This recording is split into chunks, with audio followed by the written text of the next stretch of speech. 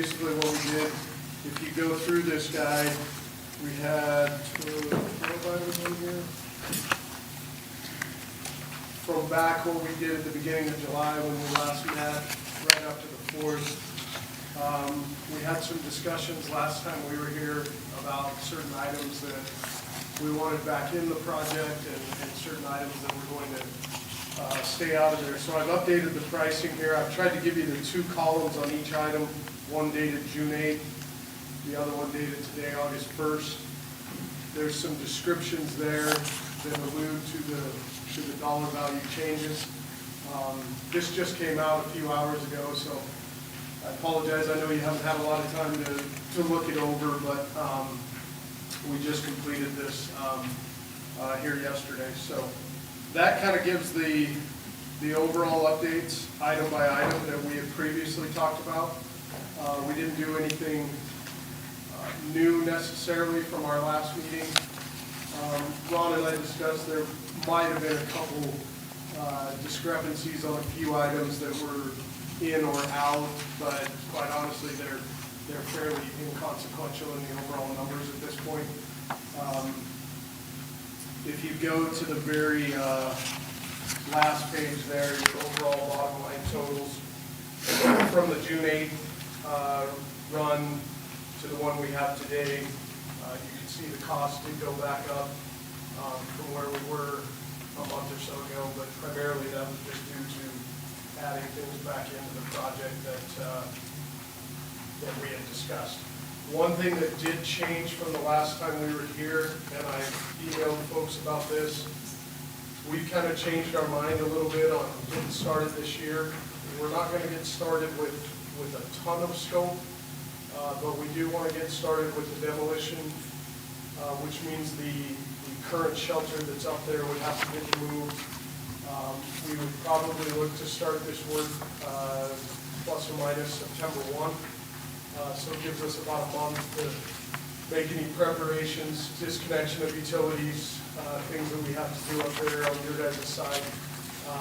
And then we're going to try to load as much material up there as we can that makes sense yet this year. Hopefully that will alleviate some of the concerns with the road contractor next year. And then also we're going to get that demolition. We'd like to get that demolition work done. Load the foundation, which is what the engineers are calling for. That way next year when the snow does break, we would be able to start immediately.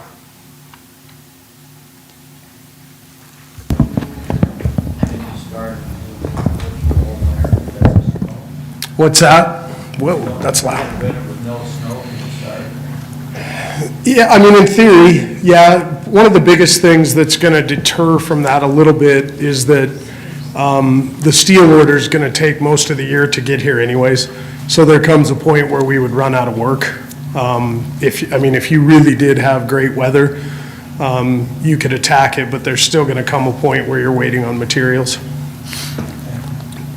Commissioner Nicholas. Thanks, Mr. Chairman. Thanks for your work on this over the last month, Wes. I appreciate Sure. your work. I appreciate Ron's work and Parks as well. It looks like we've made some progress, potentially saved some money. Question on the current existing structure, and I'll want Michael and Ron to weigh in to the extent it's architectural stuff, but how are we going to move it? Who's going to move it? Where are we going to move it to? Are we going to sell it? Are we going to move it on site, just kind of off into the trees somewhere, or what are we going to do with that? Yes, Commissioner Nicolason, I've started the process on that. I just got off the phone with the EPA for our water disconnect and how we're going to process that. We currently have a work order from previous with Pacific Power, so I'm going to contact them, get the disconnects going. I spoke with Tom Popolick about disconnecting the water, the sewer, and the electric. As for the building, it's a skid-mounted building. Pete Peterson's one that could probably move it. I've been in touch with Montana Sheds who constructed it. They have a list of vendors that could move it. My plan is I don't have a good place to use it in the future, so I think we need to put it up for auction with a minimum. I believe the purchase price when they purchased that was $70,000 or probably maybe 1,000 or more than that. But the plan is to remove it from the site and put it, store it at Bear Trap till it's auctioned and sold. I would leave it on site and do an auction and have somebody else, whoever want it, move it, but I don't want to inhibit Caspar from getting started in September. So the county would pay for the cost to relocate that to Bear Trap, and then potentially with that auction, somebody on the mountain may purchase it. I don't foresee moving it down to Road and Bridge's yard or out to the coroner's yard to store it and then auction it there. I'd rather do a smaller move, and there's plenty of room in the Bear Trap parking lot to get it stored and get it sold, auctioned off before the end of the year. Michael, if you'd add to that, all user groups, I've asked you to contact all of them, make sure that we're not inhibiting anybody from use, or we don't have something still lasting out there. Yes, so I reached out to Jim Miller on the Parks Board. He reached out to all the user groups, Fat Fish Racing, CWTA, some of the running groups, the high school and middle school Nordic groups, the Nordic Club. Some of them have concerns, that it's going to affect it, but with proper temporary signage to get all the skiers to park at Bear Trap or Skunk Hollow, we have an access point at Bear Trap to get onto the ski trails, so that would work. The major event that's going to happen in February or March would be the High School Nordic Championships. But they did it 4 years ago. They did not have access to this lodge and went off without a hitch. And just speaking with Caspar just briefly before this meeting, it sounds like we'll have some access to the parking lot there once they have their material staged up. There will be areas that they can park there on site. We'll have the demo area and the sub-X prep area, that'll all be fenced off, so that won't be of a concern. So yeah, I believe we can still utilize some of the current parking area up there for this winter season. So Can we get all this done by September 1? the move of the lodge? Yes, I believe so. And the disconnects and all that? Yes. Ron, did you have anything you wanted to throw in on this particular topic? No, Wes told me to keep my mouth shut. That's what these guys tell me.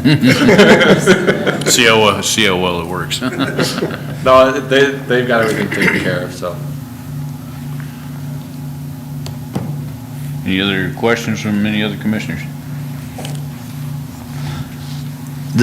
I have one other comment about the water line. I have funding this year to replace the water line from the well to the lodge, and that's on the county. So I'm reaching out to an engineer. The DEQ is going to require an engineered design for that. And the goal is to have that in by the end of October so that doesn't impact the construction of the road next year, and it doesn't impact these guys. So the water line will be reset, new line, insulated, set at the proper depth for that replacement. Okay. All right, excuse me, with that, we've got an increase in price in the water line and construction. Is that all included in that? On the last page, it shows that a 2-inch water service per lineal foot. Wes, you can probably answer that question. This one here is what he's talking about. Yeah, so basically, those were just unit prices that deduct or add of that 2-inch line is what that would be charged for during construction, but it's outside of the base bid that we have covered yet. So it would come into play if, say, Michael gets this line installed, and all of a sudden you guys say, hey, we want to move the building 50 feet back. Right. And now it's on Wes, he's going to charge you that price per lineal foot to extend that line further. So that's kind of, all those unit prices are mainly for if there's some added work or change in Changes scope during the job. during the project, that we can go, we have a number to go to, and he can't just pull a number out of thin air and charge it to you. And so these were in the base bid originally, and he's just saying at this point in time now, prices have changed, so his unit prices have changed. Okay. Heather, I guess I would have a question for you then. As far as that lodge building itself, the auction process, is that obviously we need so many publications for that, or what's that process look like to auction it off? As far as the smaller building you're talking about? Yeah, the one that's up there now. I'm not aware that we have an adopted policy on what we do with that type of personal property or, that type of thing. Okay.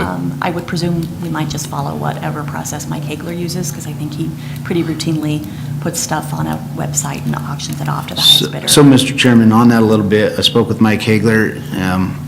When they auction vehicles, they use a public auction site and they post them on there, and you can set a minimum bid, so that could be a venue that we could get the photos, get it posted on that site, and auction it in that manner.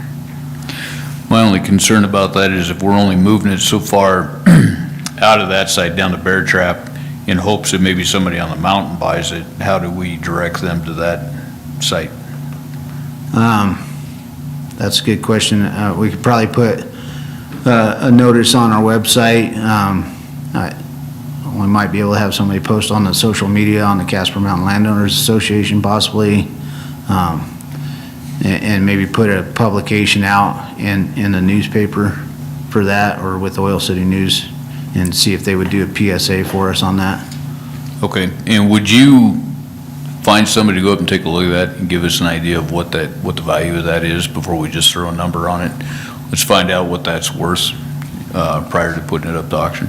Yeah, if you have a recommendation on who might be able to do that, that's kind of out of my purview. And Yeah, either Montana Sheds, or I would say even one of these people that sell, mobile homes or trailer Okay. homes, like Fairground Homes, something like that. Not to pick any of them, but just to Right, say and that grab a something couple of them similar to and see that. what they say. Okay. Use that building anywhere?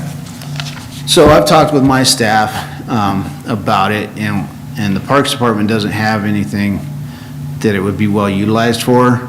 I was at a meeting last week with Alcova Marina. They were talking about a temporary building, but what they're looking for is significantly larger than that for a temporary building. So we couldn't even utilize it out there temporarily to help facilitate the marina's operations. We don't have any utilities out there, so, it would be used as a dry building. It has 2 bathrooms in it, and electric heat, so unless we want to spend the capital to, get it up and running in that way, but there's no septic systems out there running power. Wouldn't be too significant, but, again, Parks doesn't really have a use for it there. We can't use it for one of those shelters that we're way behind on building? That's a possibility. It would probably require some remodel because we're not going to have any plumbing there. And then whether we want to determine to run power there or not. But that's a possibility I did not think of. But we had those, didn't we, aren't we going to replace 3 shelters and we haven't replaced any yet? Correct. We have budget to replace 1 at this time. And nothing's been started on that, right? Right. I'm getting the clearance back from legal. I got the clearance back from legal on our bid advertisement and bid documents. And I've talked with the engineer, but I have not had a response yet to get that going. Seems to me, if we could use it somewhere as a shelter, it might be very handy. I mean, if it's a possibility, that is. Yeah, Mr. Chairman, I agree. It could be a possibility. It sounds like you've done some, investigation on whether it can be used, but I think it seems like we don't have to decide today, but if you can maybe report back to us in the next meeting or next couple meetings, kind of what the value is, what a proposal might be, what some of those things, but I think we need to move it right away and then see what the options are, and maybe, maybe we send out all points bulletin to departments just to see if there is some other use, but anyway, thanks. The only suggestion that was pointed out to me by Tom Popolick was the coroner's looking for a storage area for unclaimed remains. It's kind of a nice unit for that. So I think a Connex or something like that would be a better fit for that and probably more economical, but, yeah, I'm open to any ideas, so. Okay. Thank you. Anybody else? Commissioner Mellon, do you have anything you wanted to ask? What's that? You know where they moved to? I know I don't know if they still have a site here in town or not. It's at the bypass. Yeah. Yellowstone.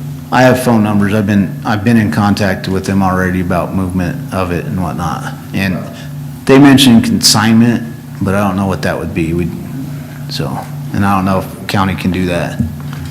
What about the one, maybe? They have those big tournaments there as kind of a watershed. Yeah, it would still need to be remodeled unless you want to put in a septic system out there. So that's a big caveat, is you'd have to remove the bathrooms from it. All the toilets and sink. Right. You're smiling, Wesley.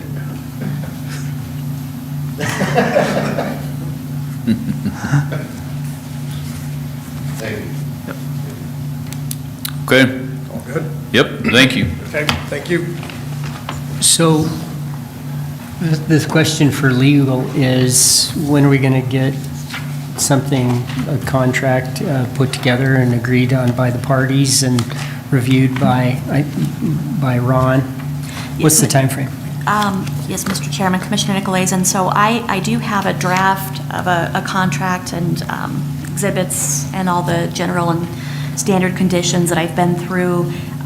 It took me a bit longer to get through it than I planned, so I just got that back to Ron today. But I think we should have it ready to go for your next meeting on the 15th. And I didn't have significant changes to what was proposed. Okay. All right, thank you. Sounds good, thank you.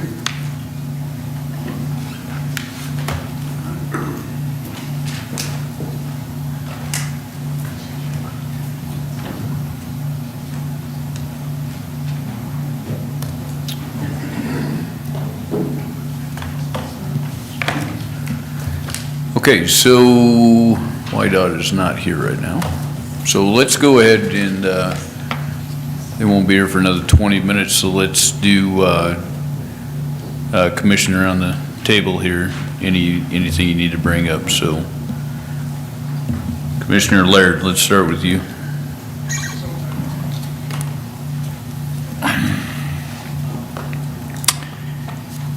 I'd like to know if any progress has been made between solving certain issues with the jail and our maintenance situation. I don't know if that's something we talk about here or not. I'm wondering where we are with hiring a building inspector. I was told some guy that would probably be pretty good was going to apply. I don't know whether he ever did or not.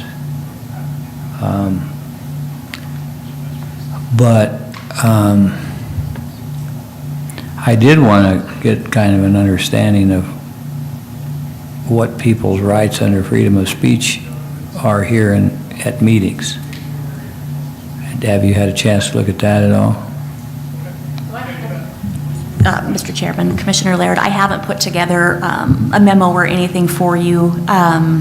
You know, I kind of just generally have started looking at it. I guess I don't have a definitive answer for you yet. I mean, I know that. I mean, other than cussing. Yeah.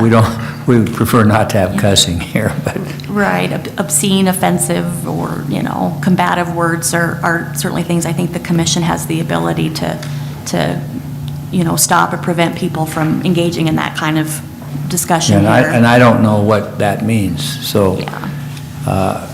Having been involved in several cases involving freedom of speech in the past, I think people can say a lot of things that we may not like that are, you could consider combative, or, you know, they get up and they say they don't like us or something, you know.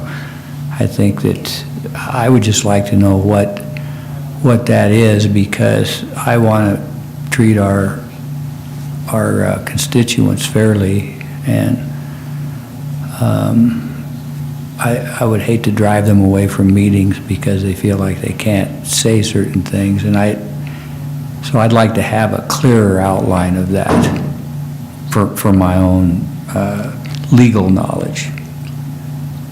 So I don't know, I asked you about that a little while back, so.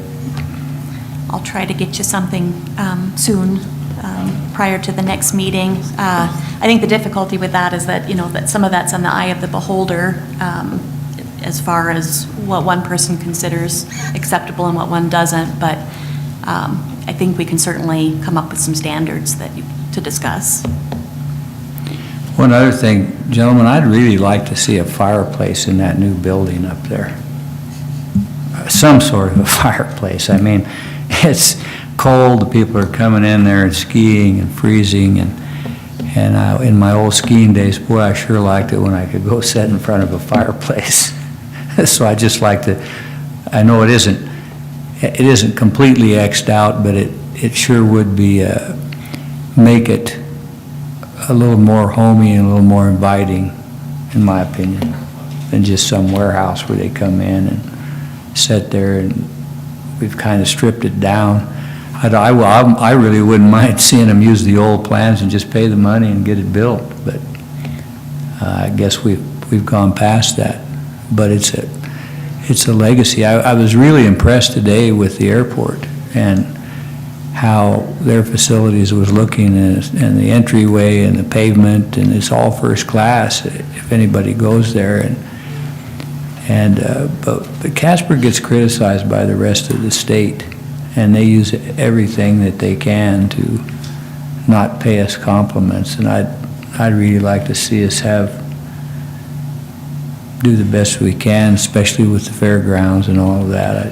I'd really like to see people rethink that, because I really would like to see those restrooms ready to go by the next rodeo. And I know we've talked about that a lot, but it's sure something I wish the Commission would keep on their mind. Thank you. Two things, Commissioner Laird. So even though that fireplace isn't going in there, still can be added on at a later date and time. The only thing that we took out that can't be added back in would be a tall chimney and the heavy base that would be required for a big fireplace in there. The other question is, I guess, just to recall memory, have we had complaints about people not being able to speak their mind in here? I've had people tell me they thought that they were being harshly treated. Can you give an example?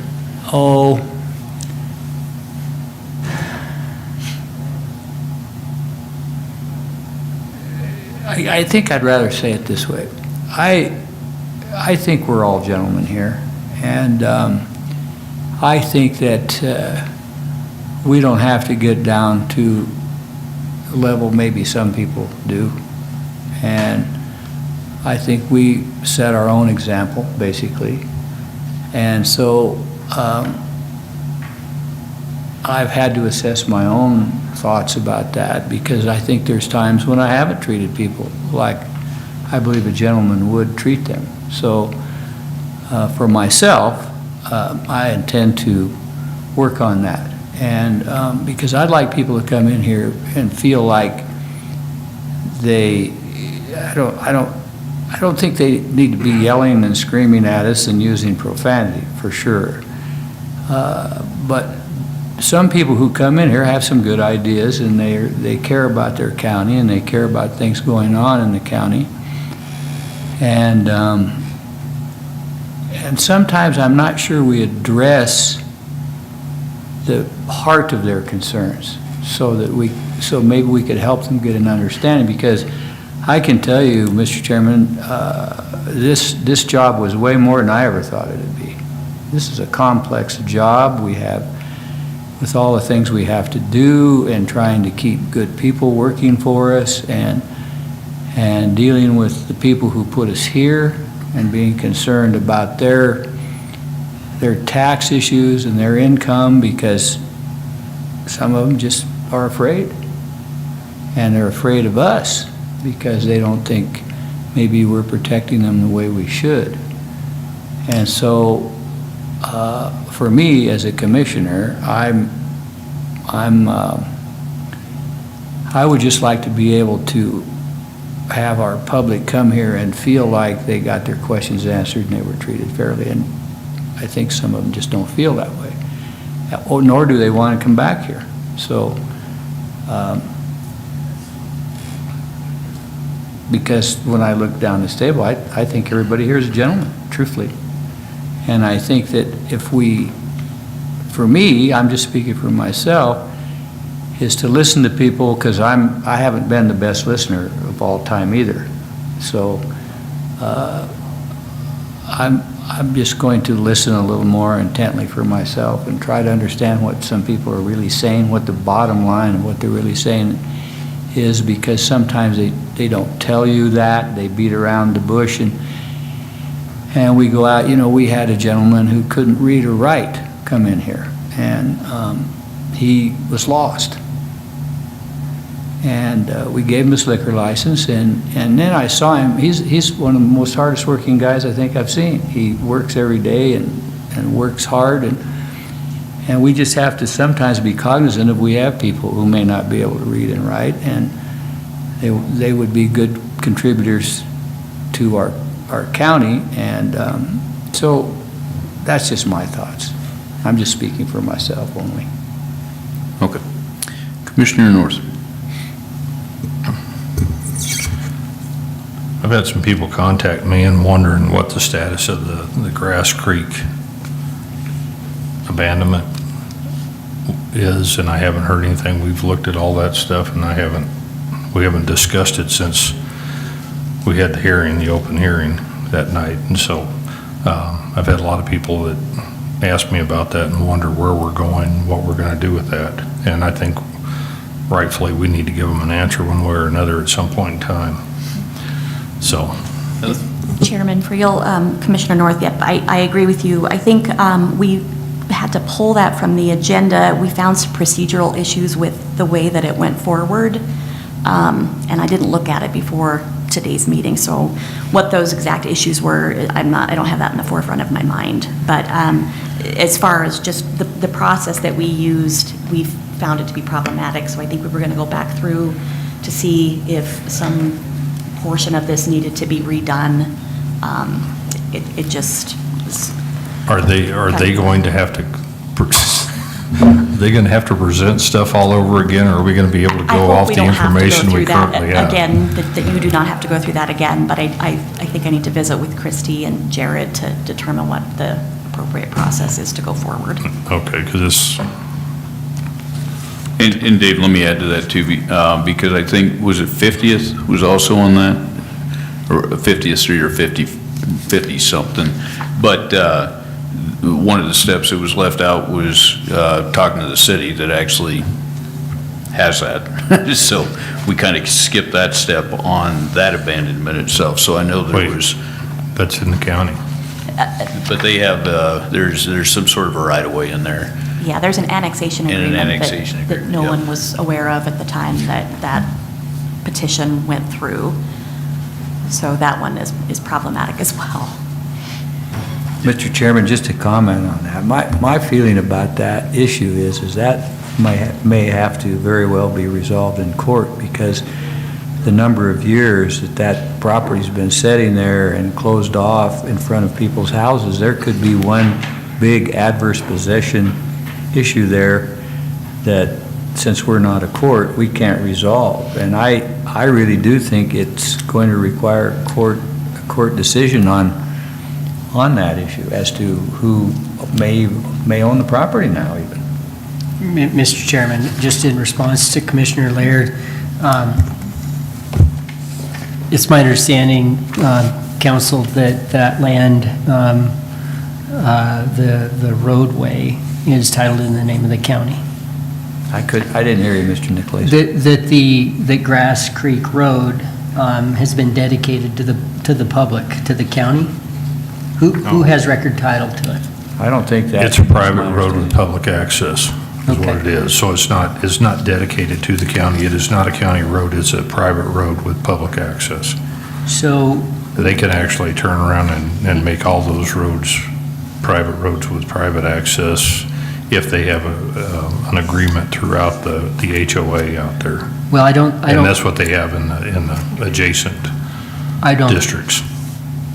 I don't mean to interrupt you.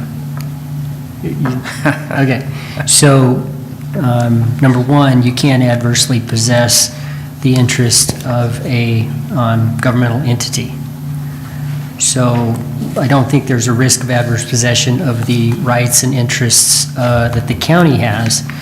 I don't know in this specific situation what rights and interests the county has, other than perhaps there's a dedication on the plat. But in any event, and I also don't think that they can remove that right that the county has or that the public has without the consent and the proper process, which is what we're being asked to go through this vacation. Mr. Chairman, Mr. Nicolason, I know that there can't be an adverse possession of county or state land. My understanding was that it wasn't county or state land. And so that was where I was concerned when I went out and looked at it, where it's been closed off for I don't know how many years, and people are parking campers and everything on there. And so when I went out there, there wasn't anybody in the houses that front that property.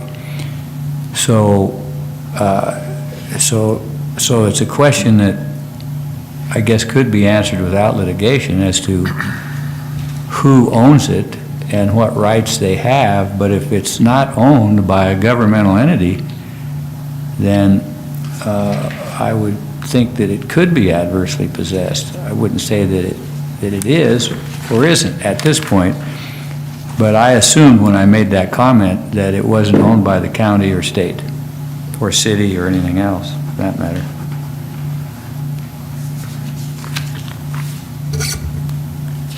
Heather, have we got, what kind of easement does the city actually have on that, our annexation agreement or whatever else do they have? Or have you looked into that? I haven't seen the agreement with Commissioner North. I just know that there's one for that area, including that roadway that exists. Okay, does the city of Casper provide them with water? Or is that regional and they have, or do you know if they have their own? I'll find that out tomorrow. Apologize, I don't have that Okay. information. Okay, never mind, I will find that out. Thanks. Commissioner Milne?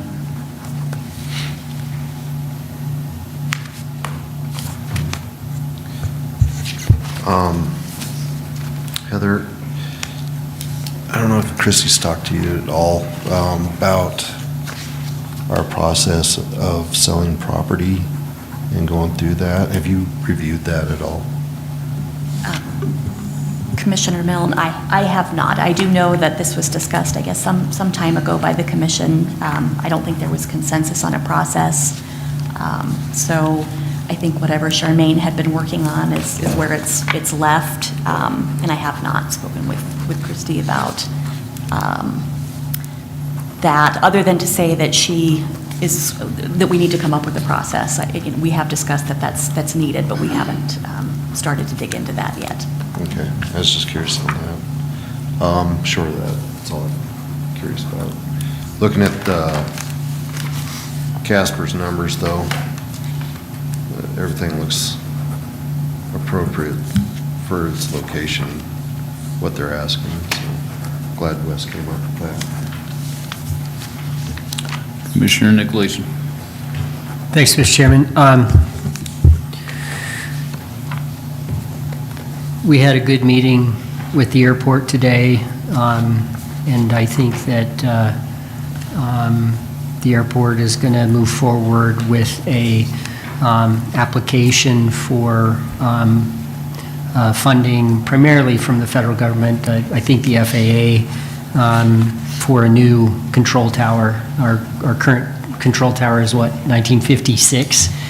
And we toured that today, and in my humble opinion, it's pretty much obsolete. and it's about the farthest thing I've seen from ADA compliant in a long, long time. There's a lot of compelling reasons, at least to me, for a new tower, so I'll look forward to hearing more about that in the future. The Health Department building, just to give you all an update, the Executive Committee, the Executive Building Committee has been meeting every other week, and we're on track and making progress. That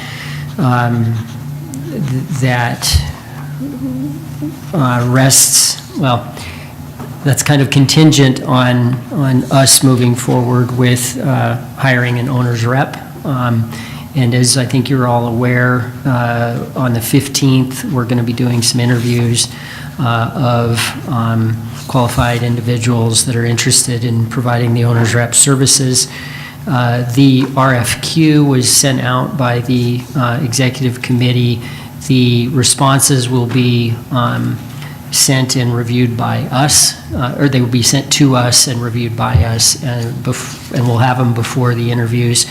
The response date is August 7th, so we should have those a day or so after August 7th, and hopefully can make a selection of an owner's rep for the Health Department building on the 15th.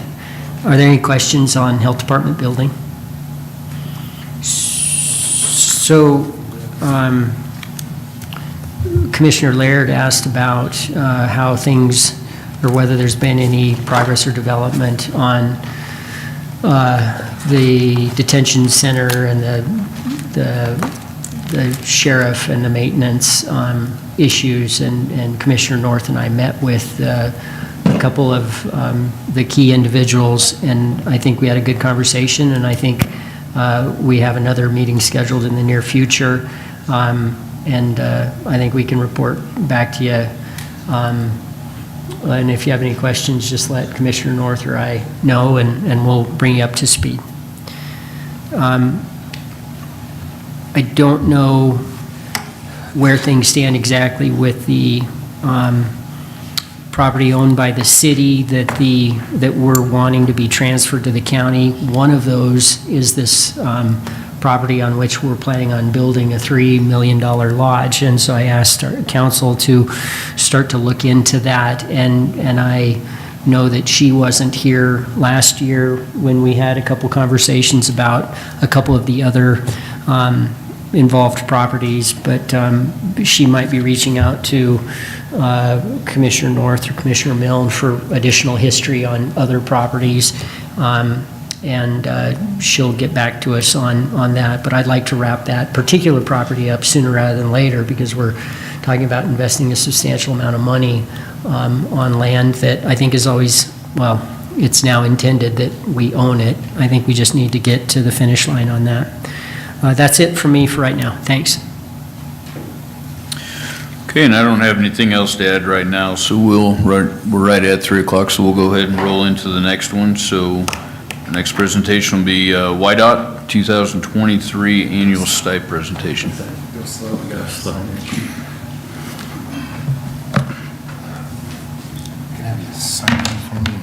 Is this the controller? She said on.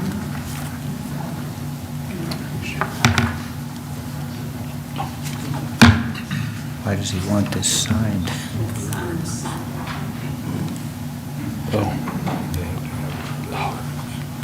Look at that.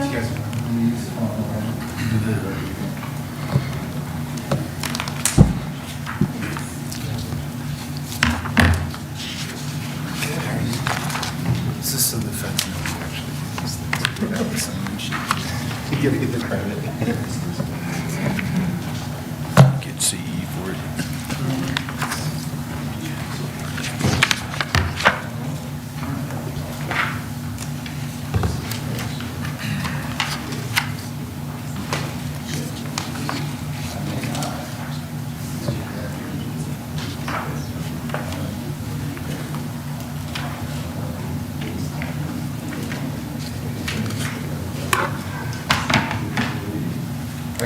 I'm good, how are you? Good. I'll go ahead and get started if you're ready. Are we? Yep, we're good. I was, just want to make sure that, There's no rabble-rousers in the room that are going to? yeah, well, no, I want to make sure that we had, all of our municipalities wanted to be here, or had made it, so, but we're Okay. good. Perfect. See the mayor of Casper's back there, so we're good. All right. Well, good afternoon, Commission. My name is Mark Ayan. I am the district engineer for WYDOT District 2. My office is here in Casper. District 2, for those of you who don't know, basically encompasses Natrona, Converse, Niobrara, Platte, I'm missing one, Goshen County, and then little pieces of Laramie and Carbon and Sweetwater, actually, Johnson, Albany. We have a bunch of little hangers on around there. So it's kind of the east central part of the state. And we come around once a year, basically to share with you what's going on with WYDOT and to hear from you guys what's going on with your areas and what you have going on. So you have a copy of the slide before you, but I will try and remember to click my way through this. Normally I'm like, next slide. So next time I'll just say next slide and then hit it myself. So as part of our funding from the federal government, we are required to receive input on our statewide transportation improvement program. And so that's part of what this process is to come out and talk to you guys and get input that you might have on projects we have going on, but then also hear what you have going on and find out if there's stuff that's going to impact our system and just kind of have that discussion. So as I go along, if you have questions, feel free to ask then. If you want to wait till the end, you can wait till the end, and we'll just kind of go through there. So I'm going to start today. I'm going to do a little overview of WYDOT. I'm going to talk about how we develop our STIP, or our long-term program. Then I'm going to go through basically kind of our plan for Natrona County and some of the surrounding counties for the coming 6 years. And then we'll just kind of talk about where we go from there. So this slide, it's just a WYDOT purpose, mission, vision, and value statement. It's pretty self-explanatory. We've had this statements out for, I don't know, 5-6 years now. And really what it just says is that we're trying to provide a safe, effective, and an efficient transportation system for the citizens of Wyoming.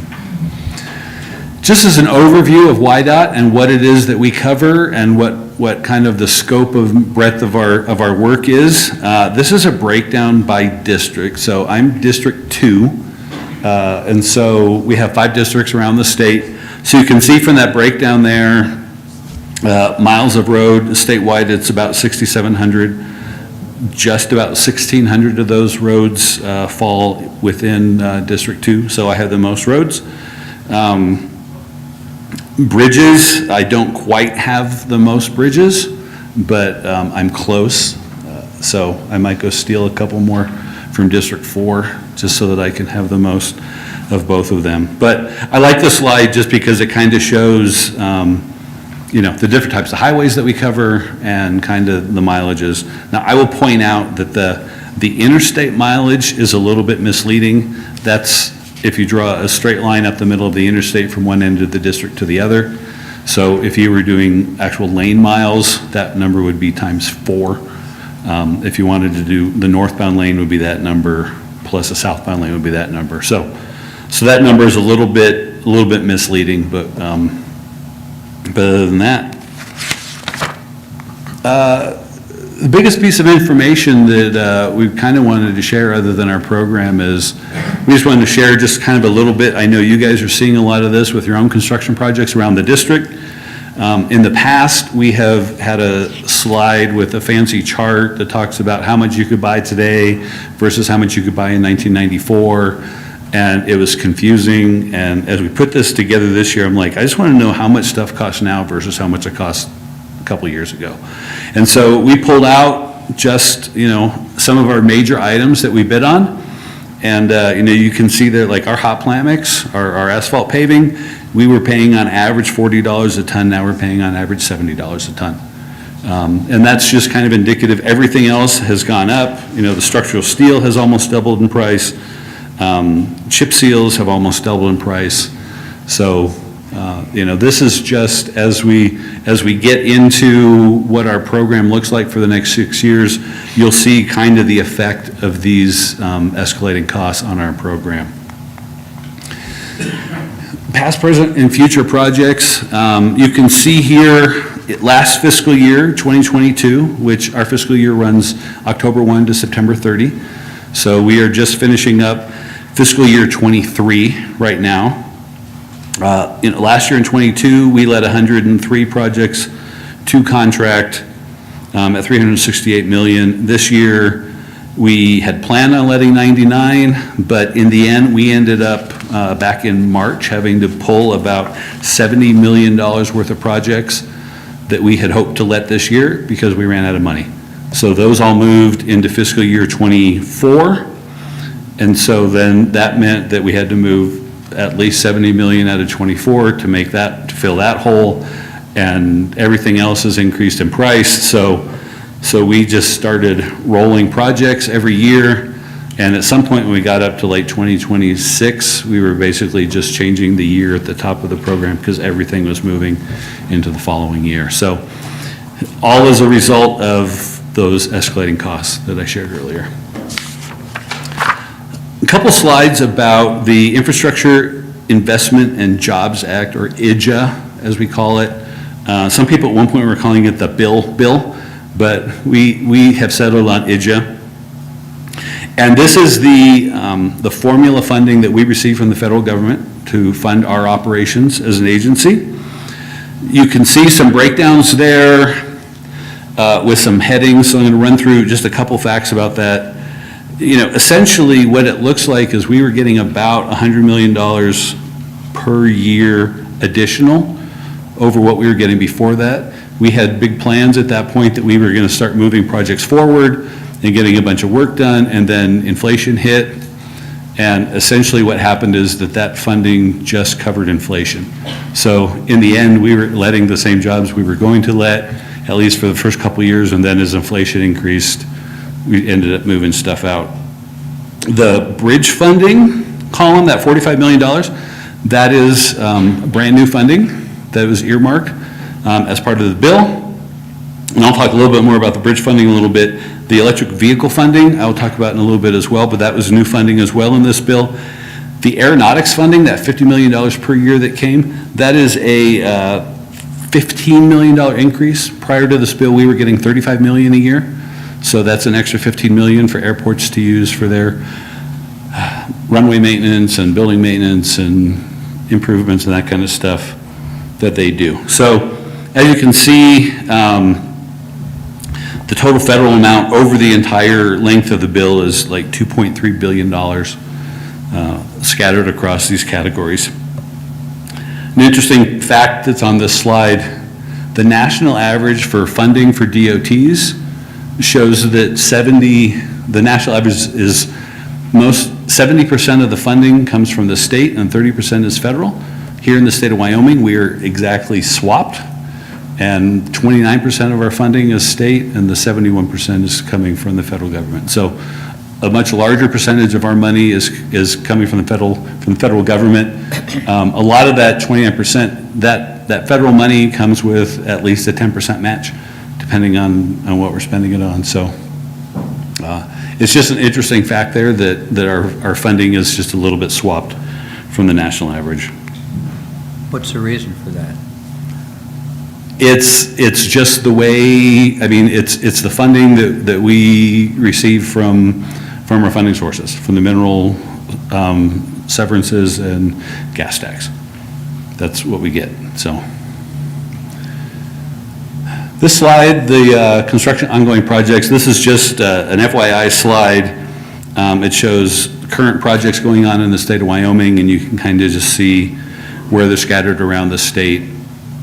You can get all this on our website as well if you're interested. If you're traveling somewhere and want to know if you're going to run into a project, odds are you probably will. I'd just like to throw that out there if you're driving anywhere in Wyoming, unless you just wanted to go to Muddy Gap. Right now, you could get there without hitting a project once you got out of town. So, EV charging stations, there's a ton of words on this slide. I'm not going to go over all of them. But essentially, the department, the state, was given, as part of the IJA bill, we had to develop a plan on how we were going to spend the IJA funding for EV stations. As an agency, we had a bunch of meetings. I think a lot of you probably came to those.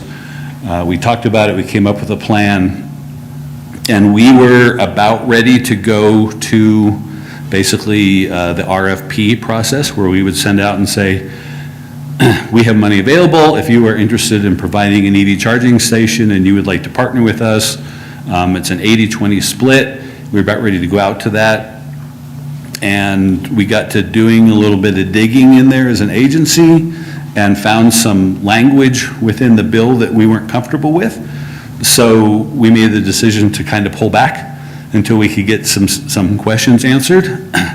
The biggest concern, and I'm not by any means an expert, but the way it's been explained to me, is that if after 5 years, if someone comes in and says, hey, we want to build this EV charging station, and we give them, $800,000, and they match it, and they build a charging station, after 5 years, they're like, I'm not making any money, this just isn't profitable, I want to bail, WYDOT or the state of Wyoming would be responsible to reimburse the federal government the $800,000 that we gave them. And so we didn't want to get into that kind of a liability possibility, so we're kind of backing off. Some of the other states, I think kind of at the last minute, sounds like they found out the same thing, and so there was a big pause for a while. So we are ready to go to the RFP process when we get kind of this stuff worked out, but until we get some assurances that we're not possibly taking on a burden that we don't or can't afford, we're going to hold off on that. So there's a lot of other stuff there. If you would like to read it, if you have questions, I would let you call me. But essentially, this was establishing EV charging stations along the major corridors in Wyoming. We saw it as a benefit, especially to our tourism industry. There's a lot of people who are traveling here from the East Coast or the West Coast that want to go to Yellowstone or want to go to the Tetons or wherever they want to go, and they are looking for places to charge their vehicles. So that's kind of how we had approached it as an agency and got to where we are. So that's the EV charging stations. Bridge Formula Program, this is the BFP. This is that $45 million a year that I showed earlier is in our IJA funding. Essentially, this was specifically earmarked to repair or replace poor condition bridges. So a minimum 15% of it was to go to communities. We're actually doing more than the 15%. We're to go to communities and counties at no match. So we found 44 bridges around the state that belonged either to counties or towns or municipalities. And we said, hey, we would like to come and replace this bridge for you at no cost. If you want us to do that, let us know. And so we are heading down that road.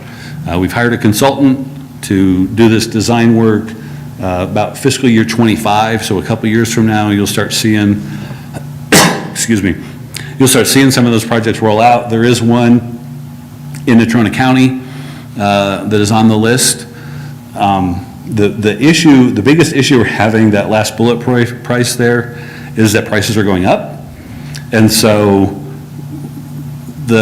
we have committed at this point that we're going to continue to fund those 44 bridges, even though it will be taking away from other bridge work that we would be doing. So because we had obligated obligated to do those bridges to the counties and the cities, we're going to keep doing that. So, but like those bridge costs have almost doubled in some cases for that repair. So it'll be helpful.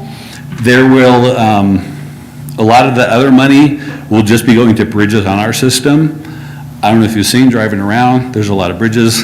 You'll be out in the middle of nowhere and all of a sudden you'll have to stop and there'll be a weird traffic signal there and you have to wait to go across it. That's probably where that money is going. So this next slide, this is just by district. You can see that one Natrona County Bridge over the South Fork of the Powder River, and it's slated right now for 2029, so.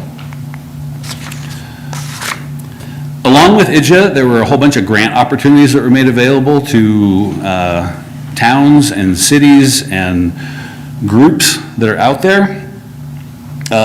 They cover a whole gamut of stuff. I don't even know all of them, but YDOT has people who are available.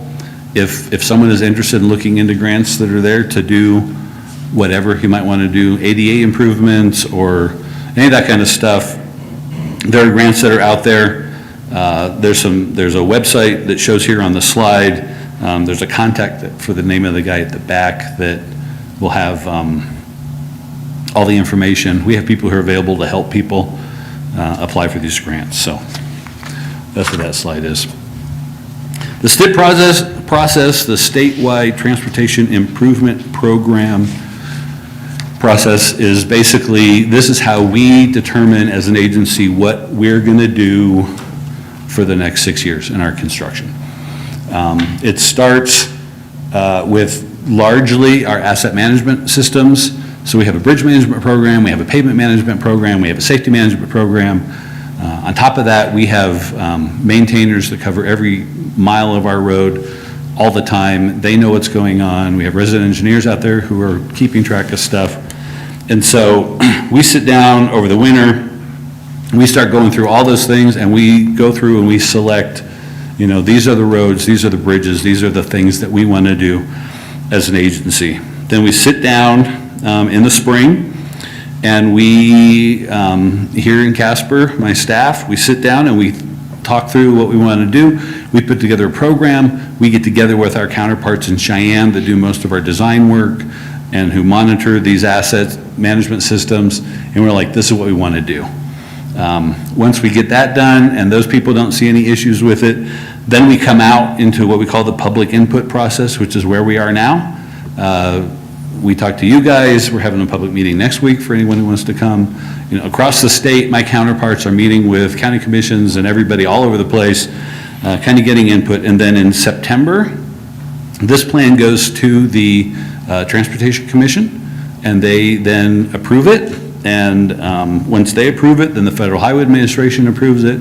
And once it's approved, then we have fulfilled our duty to continue to receive federal funds.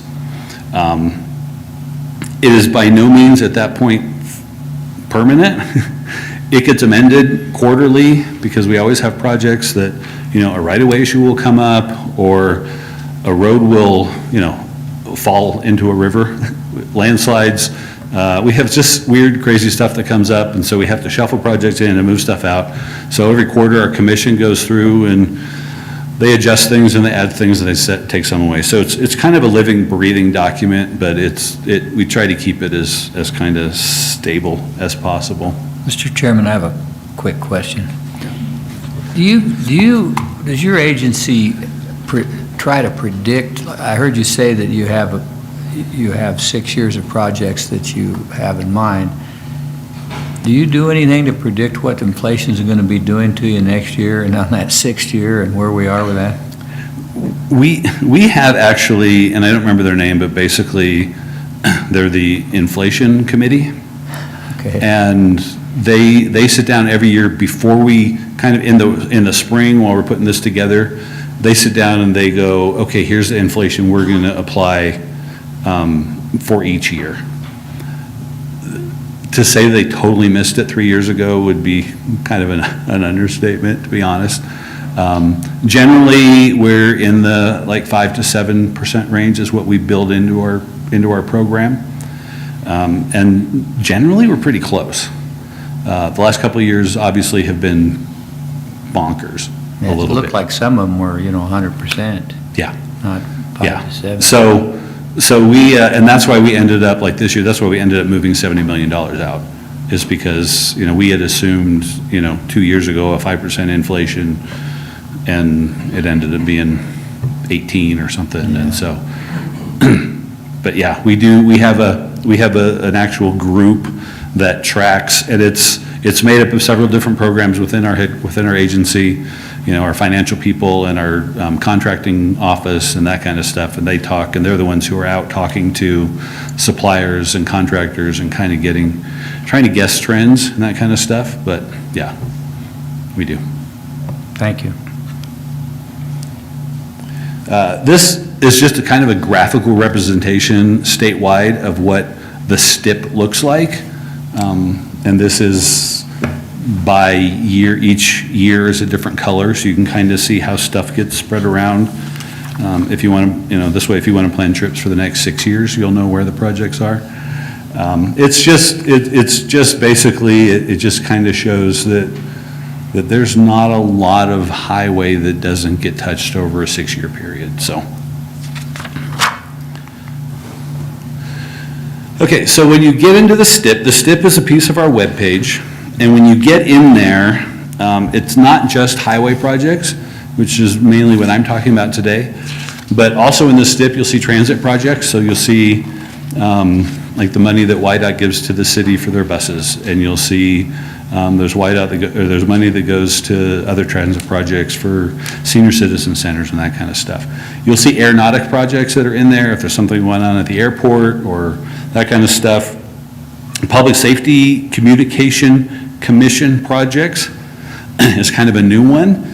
Those will show up in there as well. Most of those are like WyoLink towers that we're either adding or replacing throughout the state. And then if there are any capital improvement projects, which there aren't very many of them, but if we are building a new building somewhere, that would show up there. So over the last several years, we haven't done a lot of capital improvement projects. We've just been doing a lot of repairs. So so when you go onto the website, the YDOT website, and you type in STIP, this document will come up. You can search Natrona County. It'll bring this map. It'll show, all the projects over there with a bunch of numbers that won't mean very much to the average person. They do to me, but then as you go further on, then it'll have a listing of the projects, and it'll show generally where it's at. It'll show kind of the type of work we're planning on doing. It'll show general costs that we're assuming it will be. There'll just be a lot of kind of information that you can get in there. And then if you're interested, when you get down to the bottom of every county, there's this table that will show basically like per year how much we're planning on spending in that county. So, you can see from this that over the course, between now and 2029, we're basically looking at $227 million worth of work in Natrona County on various projects. So once you get into the website and you start clicking around, there's a bunch of stuff. There's also a place where you can go in and you can comment on projects. If you see a project on there, you can click on it and you can say, hey, I think this is a great project. You guys should do it sooner. Or, hey, I have gravel that you could buy. Whatever you want us to put on there, you can put those comments on there. They'll go on to whoever needs to see it and get forwarded to wherever they need to go. So that's essentially how we develop our STIP. And that's essentially what it's going to look like if you go in and look at it. So the next thing we're going to talk about is the stuff that most people seem to be the most interested in, and that's the projects that are coming up in this area. Now, I will say, as a heads up, because of the breadth or the size of my district, and we cover a lot of other counties, you'll see some projects in here that are Johnson County and Carbon County, but since they're kind of handled out of Casper, they show up in here just in case, we send invitations to some of those people too. So you'll see some stuff here, but we'll go on from there. So 2023, I'll just kind of go through these one at a time. If you have questions or comments, let me know.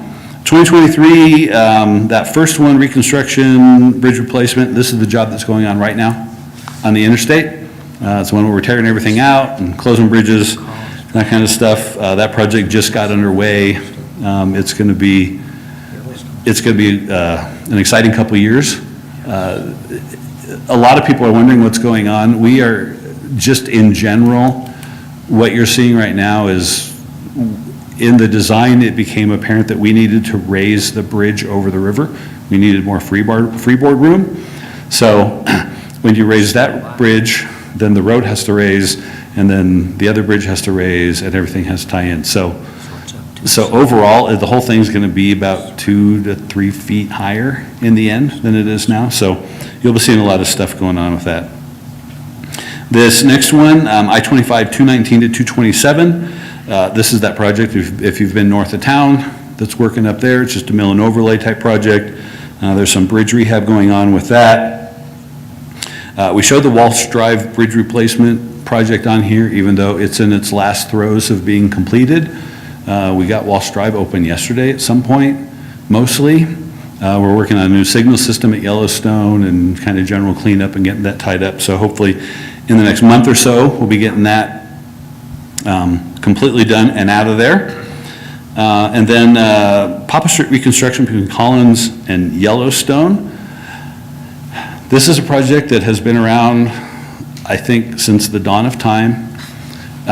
We honestly have tried to let this project twice, and neither time got very or even reasonable bids, and so the bids have been rejected each time. So we have backed up a little bit, and the plan is we're going to let a project in September that will just run from Collins to basically where Yellowstone ties in. So we won't be getting into the river bridge, we won't be getting into the intersection with First Street at this point in time. A lot of what this project will be is upgrading the storm sewer system underneath that stretch of road so that we can get some drainage issues fixed, and it'll, because of that, we'll be tearing up the street and getting all new sidewalk and all that kind of stuff. But it'll be a much simpler and more straightforward project. It will allow us to avoid some of the conflicts with the BP waste. Reuse, whatever you want to call that, contaminated soils and those issues. It will help a lot with those kinds of things. So hopefully that project will come up in September. We'll get a couple good bids.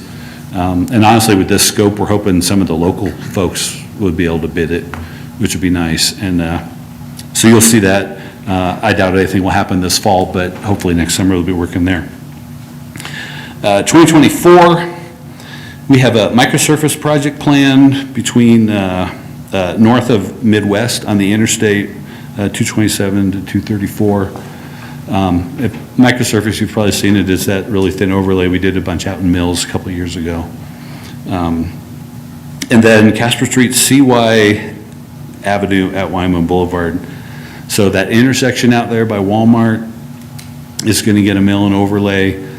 We're going to upgrade all the sidewalk, all the ADA, and that project actually will stroll up the hill a little ways past Sutherland's and kind of get that whole stretch up to McDonald's. We'll all be taken care of, get the potholes filled and get the concrete rehabbed and covered and that kind of stuff. So that'll be a nice job when we get that done. 2025, this is a Johnson County job up by KC. We call it the Triple T section. If you get up that way very often, we did the northbound lane a couple of years ago. So this will be the southbound lanes. On the other side will be the exact same project, just going in the other direction. US 287, this is out by Muddy Gap. We've got an overlay, 33 to 44. 387 is the road, this is from Edgerton up to the Lynch Road on 387, if you've been on that road. It's a bit of a mess right now, and we are going to get that road overlaid and chip sealed. We got a bridge replacement for Johnson County at the end of the Barnum Road. Wyoming 253 is the Hat 6 Road, if you don't know our highway numbers. And that bridge over Dry Muddy Creek is going to get replaced. It's in rough shape, and so it's on our list to replacement. So we'll be doing that. And then we've got a couple bridge rehab jobs that you'll see in the area, the I-25 bridge over Blackmore Road, and then the Casper Canal, that's just past Alcova, out on 220, if you're not familiar with that area very much. That's 25. In 2026, this is This will be the last piece of the Casper Marginal that we haven't touched yet. So this will run from where the Walsh Drive project that we just finished started to where the one we're working on now will end. So it'll basically be Center Street through kind of Bryanstock type thing. Rehab all the concrete, replace some of the concrete. The biggest part of this job we're looking at is adding weave lanes. So we'll be adding a third lane that will run from Center Street to McKinley and from McKinley to Bryanstock, so that we don't have those abrupt stop-start trying to get on the interstate things. So that will make that a little bit safer. Wyoming 192 is the Lynch Road in Johnson County. We're doing some guardrail and some slope flattening up there. We've got a bridge rehab on the 2026. This is just past Powder River when you go down that big draw. There's that big river across the South Fork of the Powder River. We'll rehab that. And then CY to Collins on Poplar Street. This will be the piece that ties together the CY Poplar job from several years ago, and then the Poplar Collins to Midwest job that's gonna hopefully be going next year. And the main part of this one also is storm sewer. So we'll have a properly sized storm sewer then that runs all the way the entire length of Poplar until it gets down out to the river. 2027, we have a stock pass that we're going to replace on the interstate, milepost 217. It's just collapsing, so we're gonna replace that.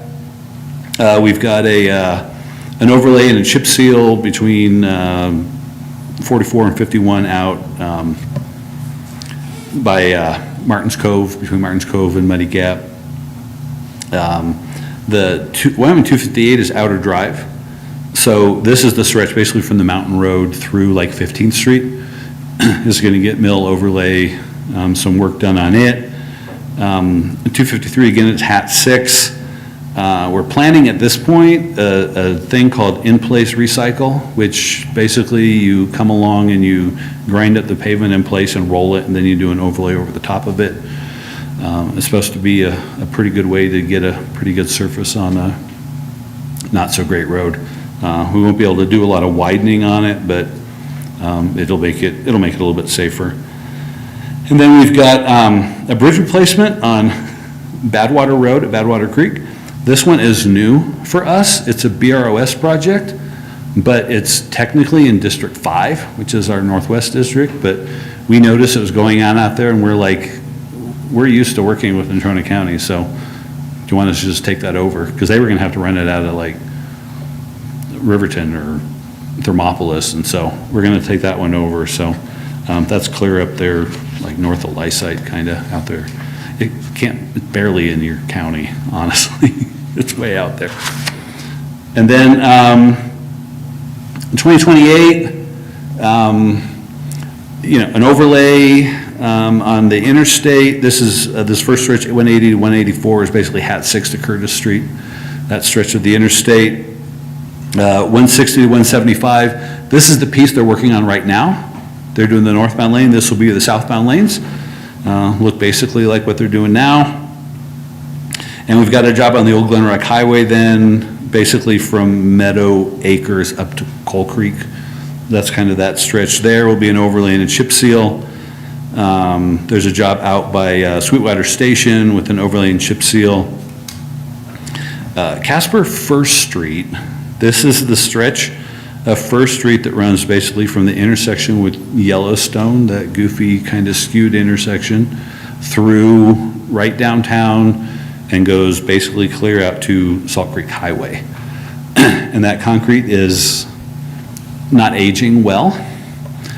We're not sure, honestly, what we're gonna do to fix it. As I'm sure you all know, there's a ton of utilities out there. There's a lot of businesses that come right up against the sidewalk, which is right up against the curb, which causes some problems. So we're looking at some strategies to kind of get that cleaned up. And then we've got a BROS project on the Gray Reef Road at Hogback Draw. The last year then, in our current STIP, Wyoming 258, again, this is Outer Drive, and this will be the stretch from CY basically to Casper Mountain. It'll just be like a mill and overlay, pavement rehab on that. And then we've got a bridge rehab out on 487 by Shirley Rim. And we've got a bridge replacement on 33 Mile Road, clear up on the South Fork of the Powder River. The thing that's so interesting is a lot of these projects, if you dig out your notes from last year, you'll be like, well, that job was a 27 job and now it's a 28 job. It was a 28 job, now it's a 29 job. We have a whole year of projects that we actually have lost now because they would have gone to 2030, but we don't report to 2030. So we still have them. We know that they're our next priority. We just don't pop them in here yet. Next steps, I guess. These are some contact names at YDOT. I wanted to introduce real quick. I have a couple of my folks with me today. Kevin Hoff, I think is still here, right? He is here. Kevin is one of my resident engineers here in Casper. So he is fairly new in that job, but he's jumping in both feet right into the fire. Brooke Allen is with me. She's my district traffic engineer. She's moving into that position, getting that figured out. Chad Agard is now my maintenance engineer, so he oversees all the maintenance stuff for the entire district. And then Mark Williams handles all my construction stuff. He's my district construction engineer. So we are a fairly new staff. We've been around a long time, but a lot of us are new jobs in the last couple of years, so it's been kind of an exciting time. Did I miss anybody? Did anybody show up? Chad. I said Chad. And then Jeff Getz, he's my public information guy. He was the one who made you all sign in appropriately. So, yes, sir. Before we leave this page, they just sent out today, the public input on the website is now open. Okay. So that just happened. So if you guys have anything you want to say, you can put it in, input it online now. Yeah, so if you go to that link there, you can go there and you can make whatever comments you want. The two contacts I like to put on here that you may need, that Sarah Ellis is our local governments coordinator. I'm sure a lot of your people know who she is. She handles all the TAP grant stuff. She's over all the transit stuff. She does a lot of stuff, comes out of her office. And then John Davis, my management services manager. He's the guy, if you have any questions on grants, he knows all the ins and outs, all the to-dos, don't-dos, who to call, what to do, that kind of stuff. So he's a good information if you need to get a hold of him. Otherwise, that is what I have, unless you have questions. And I would love to know if you're aware of anything coming up that we should know about, maybe, that might be impacting our stuff. Questions from any of the commissioners or comments?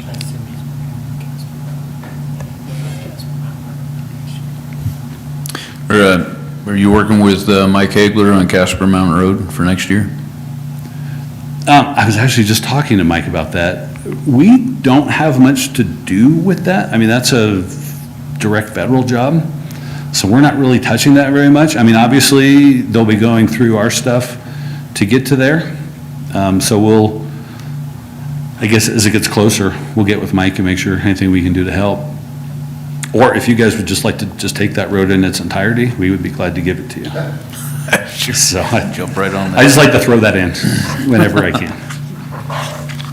If you're saying you want to extend that farther down the backside of the mountain. No, I mean, you guys could have Casper Mountain Road all the way to Outer Drive, or at least to Garden Creek. Let's say just to Garden Creek. Any questions from any commissioners? Mr. Chairman, Mark, you were aware of and attended some of the West Winds Extension informational sessions, and, you know, the price tag on that is pretty high, and even, you know, the lowest option, as I recall, is $25 million in that ballpark. And I don't know if YDOT has any thought on the utility of that connection. Do you would you think that that would help the traveling public along I-25 and getting over toward the airport area? At one point, that project was considered for an IRP project, which is an industrial roads project, which is a funding source that we used to have. That program, you're not the first county who's brought IRP projects up, so I need to do a little digging on that. But, I mean, right off the bat, I'm not super familiar with like the traffic counts and stuff. I mean, I could see where there could be some, it's a strange location, honestly, for our system. So I guess I don't know how to answer that. I mean, it's an interesting road to think about. It would allow some access over to the airport faster for some people. And so people coming from, like the Midwest area trying to get to the airport, or, even that are headed to Riverton or Thermopolis, it would help with that movement. It also serves the fact that they would be bypassing all of Casper and those situations that brings up as well. So we haven't really looked at it too close, to be honest. So, and we've been talking about it. When it first came up, I think it came up years ago, when we first started talking about, when we first built that interchange out there, the possibility of doing that road. And then it just kind of languished, and now it's out there again. So, and honestly, that possible project was part of the impetus behind us putting up that signal that we have out there at 6 Mile on 26, was because we were anticipating traffic heading that way.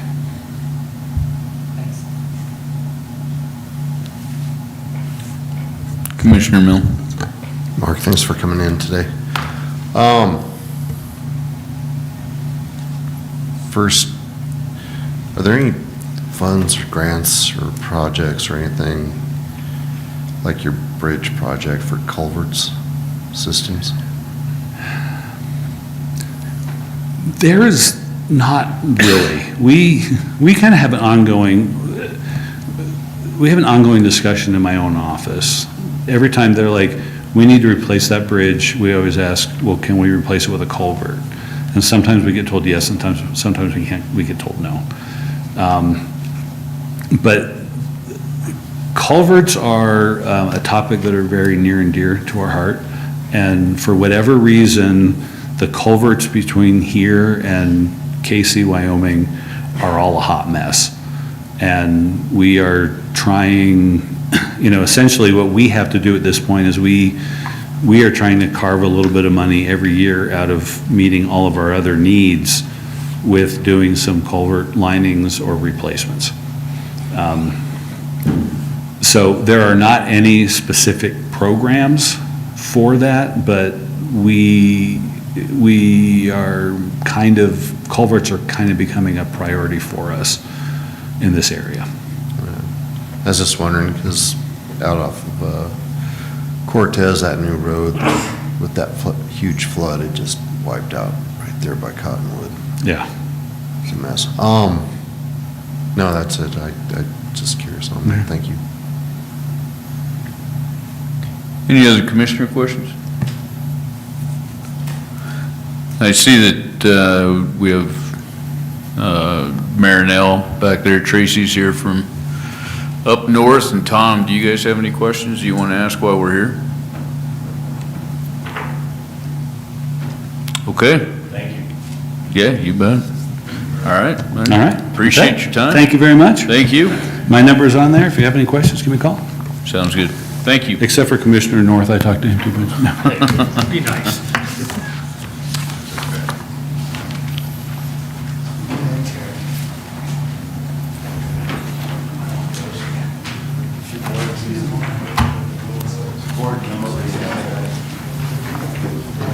The same thing. No, but if you Can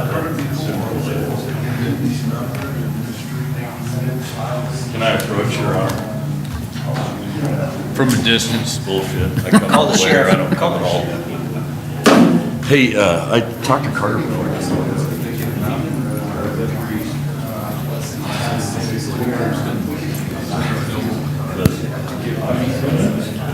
Take care. How are you, sir?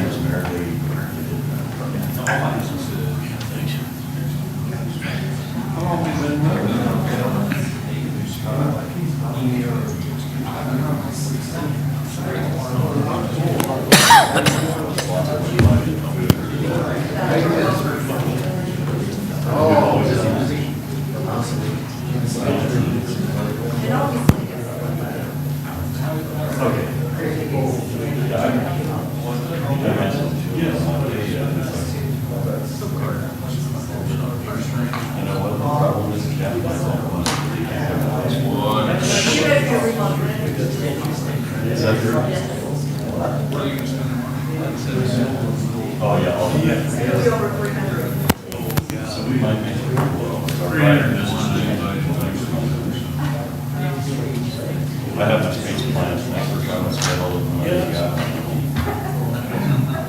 Mr. Mayor, how are you? Good. I just had a question. I'm glad you're here. Have you guys considered really the downside of giving Vanderbilt a local amount to We have, but actually, for what? Oh, Thursday, well, let me think. It's probably gonna be a couple weeks. Thursday, I've got that big concert with, at the Gaslight performing. And so that. You're performing? Yeah. I'm gonna have to go watch And it. then Friday, we're heading for Sturgis, because I'm playing out there too. So. That's why you bought the new Harley. No, and that one's not even going up there. I have another one. So what are you thinking on that? Well, to be honest with you, it'll actually be better for the city, because we keep having for-profit ones coming in, and they get to competing, and then the rates get so high that nobody can afford them. So our fire chief, our police chief, they all looked into it and said it would be a much better deal for us. Well, you know what it does for them. If they can maintain a monopoly, they get about 15 million from the goddamn government. Well, not only that, but the other thing it does too is we have a 30-day opt-out, so if they get to screwing around, we'll just run them out. Well, do you have any idea whether that county hospital from Commerce County is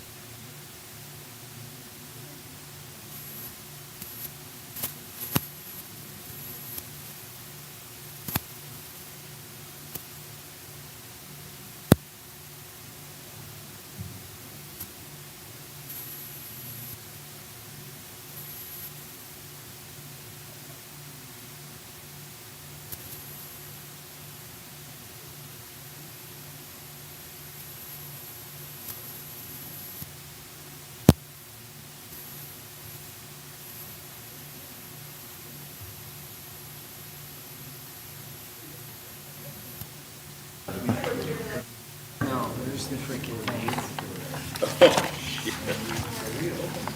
You're giving away your age.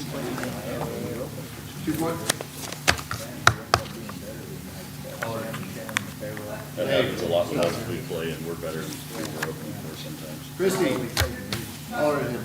That's what we do. Same thing. Good point, Matt. We'll be I already told him, yeah, I told him that. Thursday night, 7 p.m. Good luck getting my drummer out of there. He's a big son. I told him,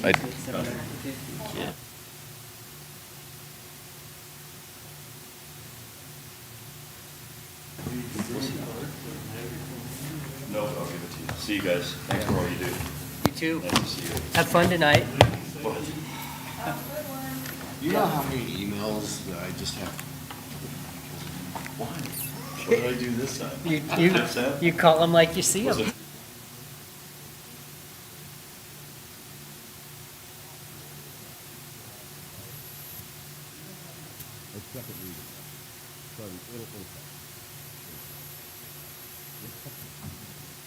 You have to send something. I will. Okay. Thank you.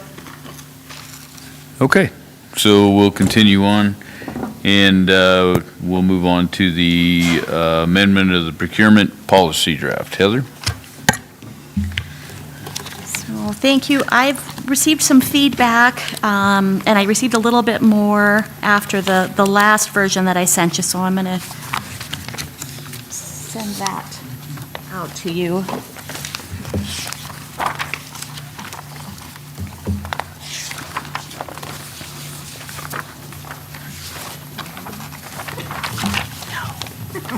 I'll get you one. I can put this one together. Okay. And in the previous version, under bid modifications, there were 3 subparagraphs.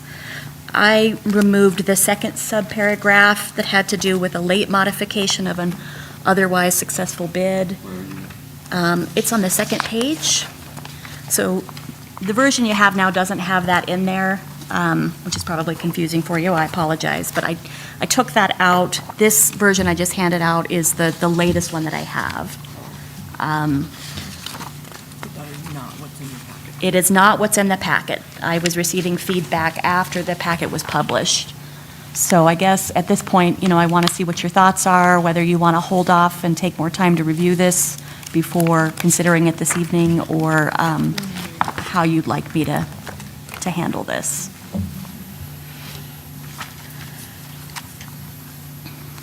Or if there's anything in here that you think is, problematic or anything like that.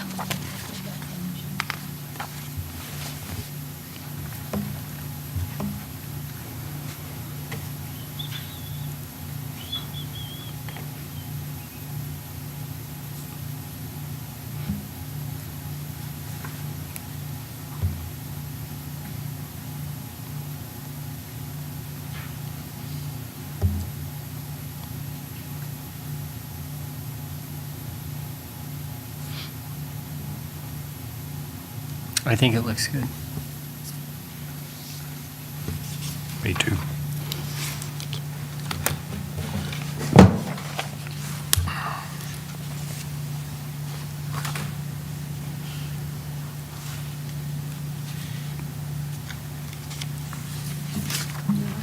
And sorry for not sending all my bids at once, sending them to you a little at a time over. Any other comments by? Yeah, does this impact anything we're doing now? This statement, I guess these pages aren't numbered, but it's the second to last page. Dallas, I can't hear. Excuse me. It's the second to last page, the first full paragraph. When a county office receives and accepts a responsive bid, only minor changes may be made to the bid. Minor changes include but are not limited to changes to materials to be used for a project. Does that impact anything we're doing now? No, Mr. Chairman, Commissioner Laird, that this will just impact anything that comes after you adopt the procurement policy if you do so. But not anything we currently are doing at the moment. I guess there should be a period in between that sentence. Yes. Yeah, I see there's a that now, comma. thank you.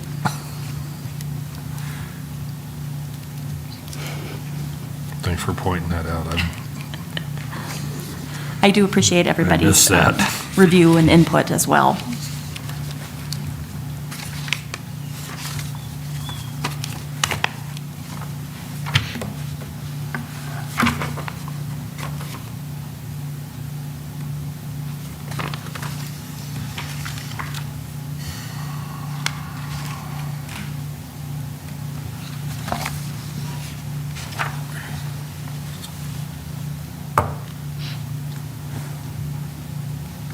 Any other comments, questions, concerns?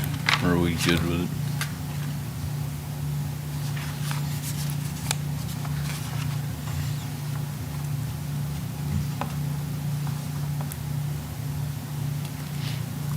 I'm good.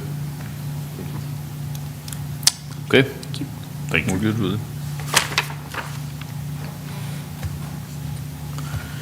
Do we have any other legal update or, oh, go ahead. If we could, if we could look at the agenda for this evening, there's a couple things on here. I just yesterday discovered in our office, we have some correspondence concerning, on the consent agenda, item C. It's a cabin site permit for Nicole Panter. I'm asking the board to not vote on this evening. There's currently a cabin permit in place between Ms. Panter and her husband. Her husband's deceased, so potentially that permit should be amended, but I don't think a new one should be granted. And then there's also correspondence concerning possible default. She's purchasing the cabin from someone else, and we have correspondence from an attorney that she's in default on the payments. So we'd like to get more information on that before you consider this. And you said that's Nicole Pander? Yeah. Okay. So removal of item C? Yes, sir. Okay.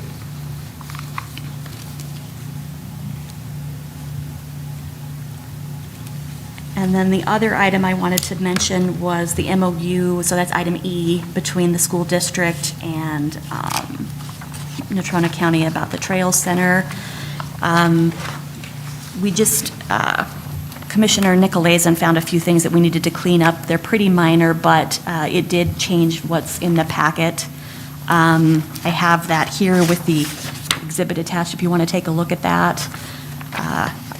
And then just, however you want to proceed with that, if you want to vote on that tonight or would prefer to wait until you've had a chance to look at this and we can share it with the school district.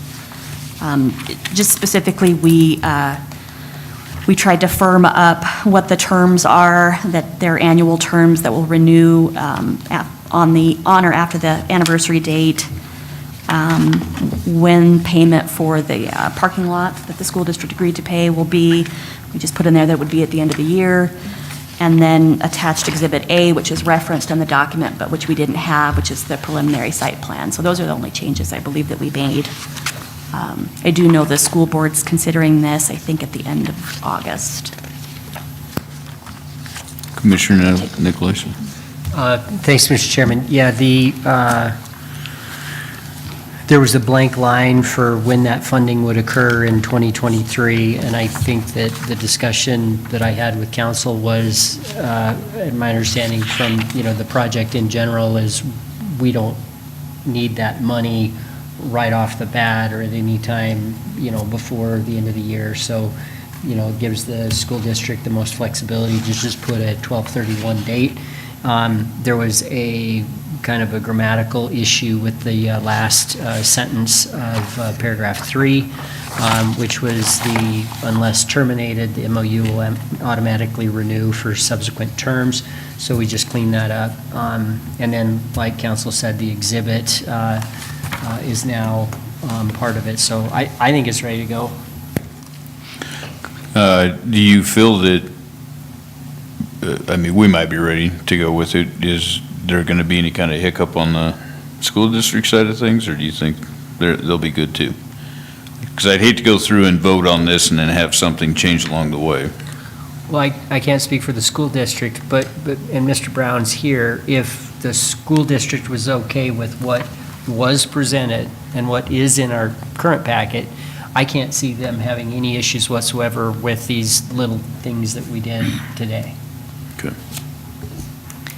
That's my understanding as well, Mr. Chairman. Okay. Yeah, so I've not spoken with the school district because this came in late this morning. These are minor changes. The school district was agreeable to the 10 terms. That was based on the capital money they spent. If they were going to provide less, we would have done shorter terms. And as for the date for their contribution, they were agreeable to just kind of fill in the blank, at least by the end of the year. So setting that term at 12/31/23, I don't think they'll have any issues with that. The school district subcommittee will be reviewing this on August 11th, and then it'll be presented to the school board for final approval August 23rd. So, I don't think we're going to have any issue with the changes that were made.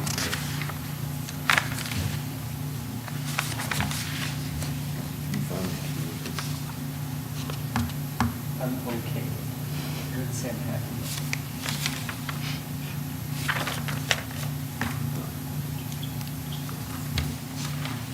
I had a question on a different subject. Did you ever hear from the Bureau of Reclamation on this this lottery system? So I've been in discussions with them, and I'm working on setting up a meeting with the Bureau Rec and one or two of the county commissioners to have a discussion on that, probably mid-September. Have you found out whether it's something they required? Yes, my understanding is they have required that, but I don't know if it's a recommendation, a mandate, or if it can be changed from the managing partner. So that's what the conversation that we'll have in September once I get that set up. I should have a request into the commission for that meeting by the end of this week. Thank you. Just seems like a long way away just to find that out. Right. Okay, do we have anything else on this MOU? We good with moving forward with it tonight? Okay, Thank you. thank you. Okay. Do we have anything else legal? I do have one more matter. Okay. Christy and Jared have asked me, we've discussed it, and we need to decide what to do with the Planning Commission. As you probably are aware, we were down to only 2 members, so we don't have one. In fact, I think at our next meeting, the Board of County Commissioners is going to have to consider a subdivision that has not, been before a Planning Commission. So we need some direction as to how you'd like to proceed with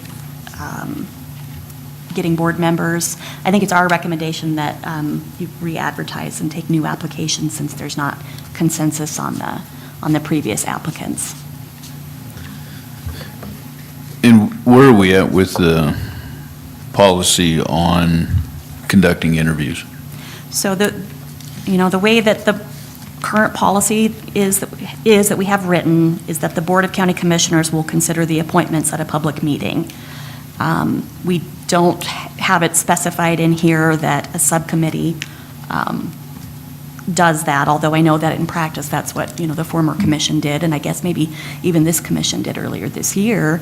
But I think because there's disagreement about whether that fits the current policy that we have, we either need to amend this one to include that type of subcommittee, and then probably need some parameters as to who's on it and how that subcommittee operates, or the full board should conduct the interviews and then make the appointment at a regular meeting. So to put you on the spot, what would your recommendation be? I think my recommendation would be that you follow the policy that you have and that the full board consider the board appointments that are specified here, planning and zoning, fair board, parks, library, all of those, and that, that you vote at a meeting for that, rather than just taking the recommendation of the subcommittee. So all commissioners should be involved in all those interviews? That's what I feel would be best, yes. Okay. Is everybody good with moving forward that way? Should we write that policy to reflect that, or is that how it's written right now? That's how I interpret the current policy to apply, yes, that the full board will make this decision. Mr. Chairman, I have a question that has come up. Commissioner Laird. And I don't know how it works or if it's been resolved. But when we're hiring department heads, should the whole commission be involved in that, or should just a couple guys do it and Commissioner that's Nicholas. it, or what? Nicholas. Mr. Chairman, it seems to me that if it's department heads, then yes. If it's kind of the next tier down, then, I think that's a decision we need to make, and I think that's the one that's right in front of us right now. And in fact, there is an interview scheduled for Thursday at 3 p.m. Is that for a department head? No, it's for the building official. He's not a department head. He is not a department head. Who's the head of that department? That's, We don't currently have one. We have that position open. so they are an acting department head. And if they're an acting department head, it's just like when we interviewed for county attorney. it's not very much different if we're interviewing and we put somebody in as an acting, then I think the entire board should be the ones that do the interview. If you have a department head and there's somebody underneath it, like Heather just interviewed an attorney underneath that, we're the ones that offered the position to Jared, even though he wasn't a department head. We did that interview at the same time, and we're the ones that presented that position to him and offered him that position because all we had was an acting department head, and we didn't fill that. We filled them both at the same time. I think anytime we do that, especially with a high-profile position that involves the public all the time, I think that's something that we need to be looking at. So with the building department, that's something that we have. That was the one area that I had more complaints about previously than any other department in this county. I'm not saying recently, but I'm saying before I was elected, that was one of the biggest things. So I think that's something that is a position that the entire commission ought to be involved in, and we ought to all look at it instead. Commissioner Nicholas, do you have something else? I don't have a strong feeling on this. I don't necessarily disagree with Commissioner North. I don't know if there's any way that we can move forward, though, with the interview on Thursday because of our publication and public notice requirements. So it puts that interview off till whenever. And it's either going to be another special meeting or at our next regular meeting, I guess, is what that proposal is. I just hope we can, as a commission, find the balance and not micromanage. And so if I'm hearing Commissioner North say that it can be done if there's a department head, then I think I'm pretty much in agreement with that. And I do recognize that there isn't a department head for that particular position right now, and that's why for this particular individual, it doesn't bother me to have all five of us make a decision. I just want to make it timely.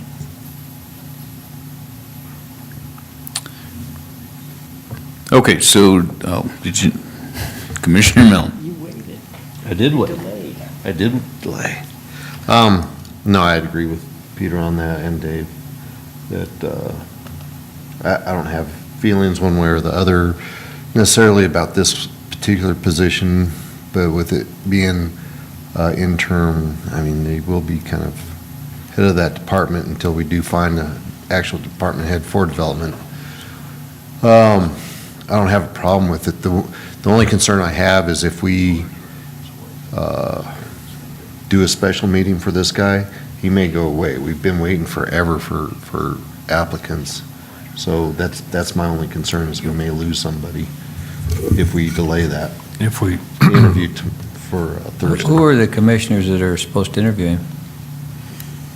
Me and Peter. We had, Mr. Chairman, and I'll bow. we had interviewed three candidates, and there was one that we were clear we wanted to make an offer to, and we couldn't hire him away from the city. And so we had already started this process, Commissioner Laird, but if we're going to take time out and have all five of us make the decision for this position, okay, let's get it going. So the suggestions that I would make are, and let me know if you're in agreement with this or not. We are doing, the 15th has been, the slate's been clean for that day to do owner's rep interviews. I think we have 4 interviews that day. Let's leave Brad in the positions he's in now. Let's put this off until the 15th. I know we're still 14 days away, but let's put it off until the 15th, do the interview that day. In reference back to now that we've agreed to do all 5 commissioners to do these interviews, then let's move forward and get the process for advertisement out there for applicants for P&Z. And we'll get that process rolling too, because obviously we need to get them we need to get people in place because we got things that are gonna get stalled until we actually get a board back in place to answer. Everybody all right with that? Okay, thank you. Thank you. I just think that we ought to ask the county attorney to put a policy in writing in place so that it's clear as to what level and what all of the commissioners' duty is with respect to these matters. So that With respect to the nobody- department heads and. is that or what you're acting referring to? department heads or whatever, and I guess you're including the people who want to be hired to be project managers or project representatives. You mentioned that? I mentioned that for the next meeting because we are doing interviews that day All five, for an owner's rep. So let's just do, do them all? well, we'll do the one position for the building department. We'll do that the same day. And then along with the owner's reps? Yeah. Mhm. How many applicants have we got for the owner's rep? 4. I think 4.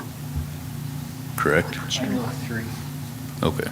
I thought we had 4. We may have 3. It's not going to be very many. Is that for, More than 2, less than 10. is that just for the health building, or is that for? Yes. Do we need one for the, the Alpine building? Tom's going to do that one? Yeah. Okay.